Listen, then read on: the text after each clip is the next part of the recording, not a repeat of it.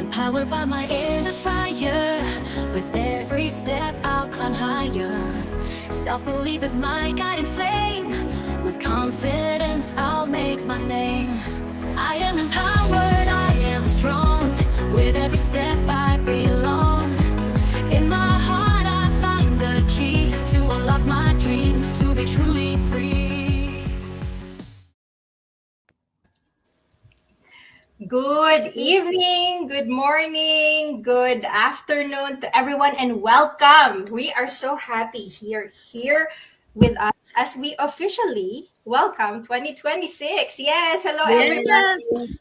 Hello, everybody. Hello. You know, this year is all about positivity, growth, and taking action. We are proud to say that our global community is now over 270,000 plus lang naman, no? Strong, made up of everyday people like what you have right now in the panel today to think differently, more action takers, more milestone achievers, and yes, people who were finally able to quit jobs that no longer serve them, right? Kasi ito na yung kanilang plan A. So tonight, we're not here to pressure everyone. We're here to ask one powerful question. Ano kaya itong powerful question na to, Sis Rosalie? Alright, ang topic natin tonight ay walang iba kundi ang kung walang magbabago sa 2026, okay lang ba sa iyo ito? Hindi ito tanong para takutin kayo. Hindi rin ito para mang-pressure. It's a question to make you na, alam mo yun, mag-isip-isip, tumigil muna. Lalo na kung pagod ka na. Kung pakiramdam mo parang umiikot lang ang buhay mo, kung alam mo nasa loob mo na may gusto pa sana talaga akong mangyari. You don't need to have everything figured out tonight. You just need to be open. And tonight, now, let's hear from our speakers tonight as they share their honest reflection. Joy, good evening.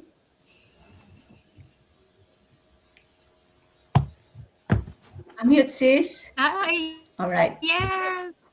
Yes, hello. Happy New Year, everybody. This is Joy from Winnipeg, Manitoba, Canada.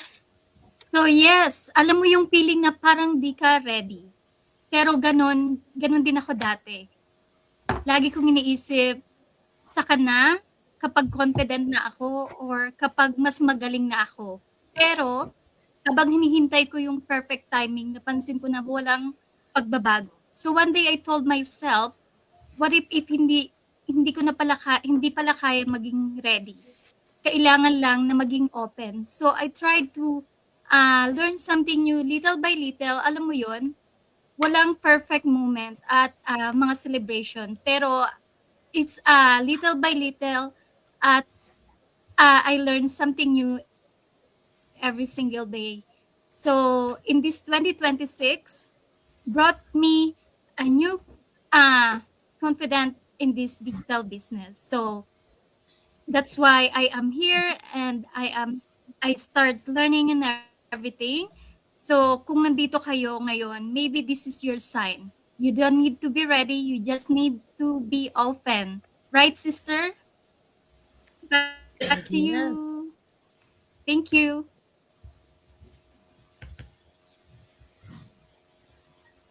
Sis Vicky. Okay. Hi everyone, this is Vicky from Como, Italy. Ang i-share ko naman sa inyo is about something real. Yung bang staying stuck doesn't always mean na masama siya. Kasi may mga moments na yung parang familiar lang, safe ito. Pero ang 2026 taught me this na yung bang staying familiar doesn't always mean na fulfilling. Yung parang laging may kulang. Pero may choice pa rin lagi tayo. Yung bang pag ikaw ay yung tahimik lang, you want to stay where you are, na parang wala lang. Pero nasa sa iyo din kung sabi mo sa sarili mo, wala na bang pagbabago sa taon na to? Ganito na lang ba ako? and that awareness, doon nag-uumpisa na yung growth begins. Doon ka mag-iisip na mag-step forward. You open yourself to new possibilities, to new opportunities. Di ba? Ako, may time na parang unhappy. Yung parang comfortable din lang ako kung ano yung ginagawa ko. Pero parang may gusto sa explain kung ano yung gusto kong mabago sa buhay ko. So, for me, this 2026, gusto kong yung may pagbabago na yung dati kong routine na familiar at gusto kong magkaroon din ng true fulfillment ng aking buhay. Okay, back to you, Coach. Thank you. Yes, Mary Ann. thank you, Sis Vicky. So ako naman, napaisip talaga ako sa tanong na to. If nothing changes this 2026, would I be okay with that? Alam mo yun? And honestly, doon ako nagkaroon ng realization. Grateful ako sa life ko ngayon. Don't get me wrong. Sa family ko, sa work, sa stability na meron kami. Pero na-realize ko na pagiging grateful doesn't mean na kailangan kong tumigil, mag-grow, or stay where I am right now. Dati akala ko kapag gusto kong more, parang hindi ka kontento. Di ba may mga ganun tayong instinct, right? Pero hindi pala yun ganun. Pwede kang maging thankful sa kung nasaan ka ngayon. At the same time, gusto mo pa rin naman better options for the future, di ba? Kasi hindi lang naman ikaw ang iniisip mo, family mo, right? Hindi ka ungrateful kapag gusto mo ng growth. Ibig sabihin nun, aware ka, responsible ka, and iniisip mo, hindi lang yung today, kundi pang long term din yung iniisip mo.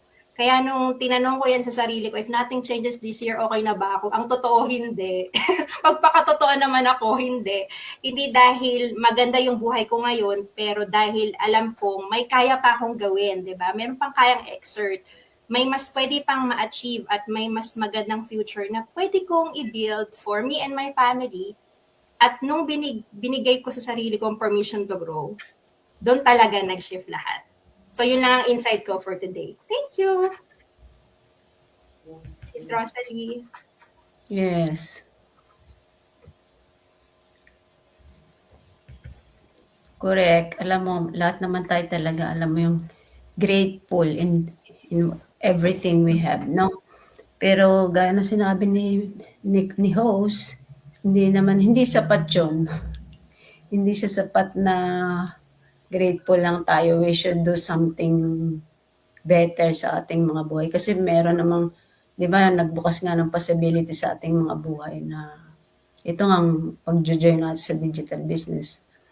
Na this year, this 2026, we look forward na alam natin sa ating mga puso na merong pwedeng gawin ng Diyos sa ating mga buhay. Merong mas higit pang pwedeng gawin ng Diyos sa ating mga buhay. Hindi lang yung ma-stuck lang tayo sa daily routine natin na bahay, trabaho, tutulog, gigising. So, that's all for me. Let's hear from Raquel. Yes, happy New Year to all of us. Ngayon, 2026, pinag-uusapan natin about changes, change, growth. Hindi naman kailangan tong drastic change. Hindi kailangan it doesn't require a big leaps right away, no? Sometimes it starts with learning, listening, and observing. Yung dahan-dahan, walang pressure, walang comparison. Sa atin, okay lang yung, lalo ngayon na 2026, mag-uumpisa tayo ng bagong taon, nakapag-reflect tayo, gusto natin hindi tayo ma-stuck, sabi nga, pero yung pabago ng buhay natin, pero dahan-dahan, yung merong small step, counted yung kahit small step lang, pero nagmo-move forward tayo, with confidence, with courage, at syempre may clarity kung saan tayo pupunta, right? Yes. Cherry. Yes, hello. So everyone has their own views of growth, how we start and explore this 2026. Yes, for so long, sometimes I feel like I'm so comfortable and I didn't realize that I'm holding back, I'm not moving forward. Yeah, and so now I realize that 2026, I have to explore more. If I did 100% back then in 2025, I think I have to move for 110 or even 120. But 2026 reminded me that growth doesn't require chaos. It's not like you're always busy or what I will do, It's just, take your time, focus, and just take courage to explore new possibilities. That's why I'm trying to organize my own business. What can I do for the 2026? So just reflect, what have you done, in 2025 that hold you back, like hindi ka yung nagfo-forward na, you're stuck with it. So now it's 2026, it's time for us to take courage to explore new possibilities. What are the things, Kung na-stuck tayo nung 2025, maybe something else. So here we are. That's why we're sharing our stories. We're sharing this opportunity and for you to explore these new possibilities if you want it. Kung may gusto ka na. Kasi if nothing changes this 2026, would you okay with that? For me, I will not. So if I did 100% last year, I will go for 110. Thank you. And Josie. Hello. Hi. Good evening from the UK. Yes, 2025. For a very long time, I stayed busy. And I told myself I was doing fine. Full days, full schedules. But deep inside, I knew being busy didn't always mean I was moving forward. One day, I asked myself the hard question. If nothing changes in 2026, would I be okay with that? And honestly, the answer was no.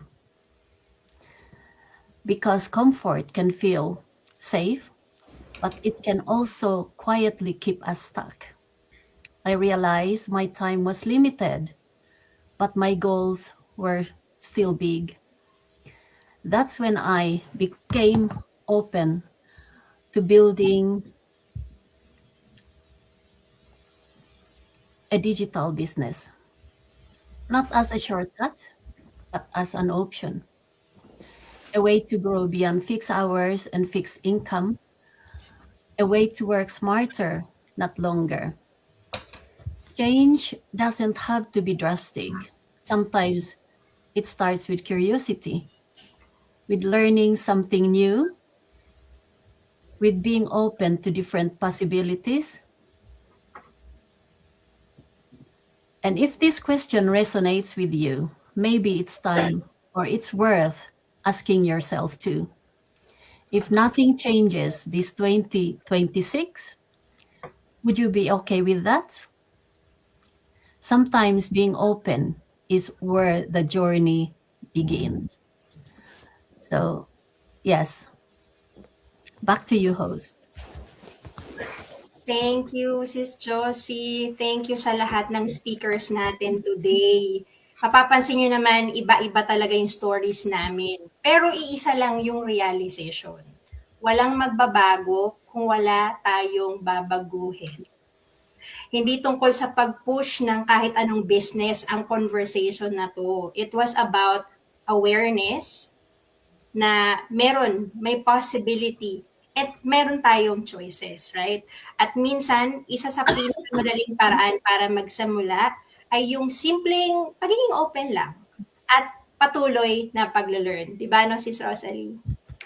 Yeah, kaya nga kung curious po kayo, gusto mo lang maintindihan kung paano gumagana ito, the webinar is the best place to start. So wala tong pressure, wala po itong pilitan, as in wala. Just information, stories and clarity. At tatnaan mo, hindi mo kailangang mag-isa. You can message any here tonight, kahit sino pong inyong napupusuan. So, Joy, can you tell us your website? Yes. So if you're open to learn something new, or if you want to learn about this digital business, feel free to reach me out at www.pinayventure.com. That's my website. Thank you. If this question stayed with you, don't keep it for yourself. Mag-connect tayo at I will share with you kung anong nakatulong sa akin dahil maaring makakatulong din sa iyo. My website is www.vickyventures.net. And if you are still curious pero unsure, just message any of us, or my website is www.maryantibayan.com. Thank you. Alright, so kung gusto mong maintindihan, mas maunawaan ang mga options mo, message mo, kahit sino sa amin. But my website is www.rosalico.com. Cherry? Oh, hello. Or Raquel? Is it Raquel? Where's Raquel here? Yes.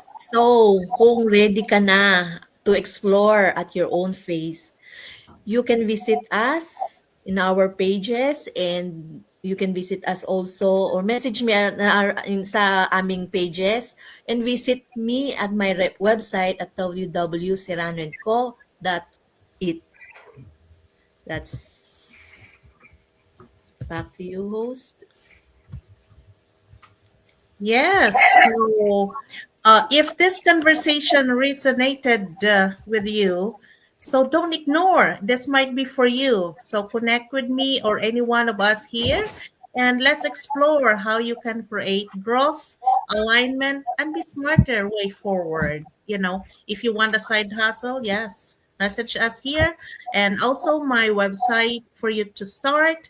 My website is www.sherrylamis.com.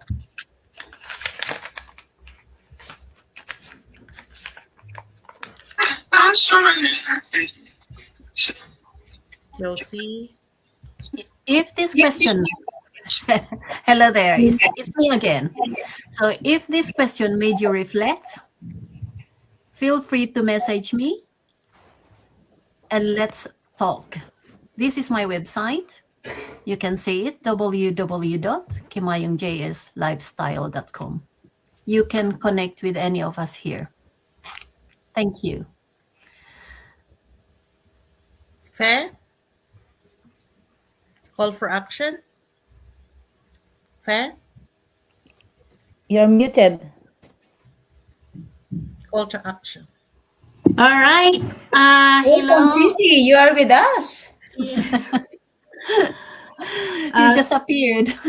Yeah, if you all resonated with the story that we are sharing with you, we keep inspiring by sharing our story. And if our story resonated, then visit our website. Our website is just right in front of us.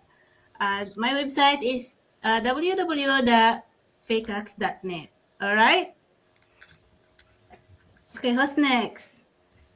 Yes, ayun. So, maraming salamat po sa inyong patuloy na pagsuporta sa aming weekly, every Saturday and Sunday podcast with my ladies here, Empowered Women. So, kung may nag-resonate sa inyo tonight, paruin niyo yung mga webinar namin, feel free to contact sa kahit sino sa amin. Minsan, isang conversation lang talaga ang kailangan para magsimula ang bagong chapter sa inyong mga buhay. Katulad ng nangyari sa aming mga buhay. So, kita-kits ulit tayo, Saturday, Sunday. That's 2 p.m. EST on my time, and you can just check out. We do have invites naman every weekend. So thank you for welcoming 2026 with us. See you. Bye. Bye-bye. Bye-bye. Bye. Thank you, thank you, thank you. Bye, everyone. Thank you.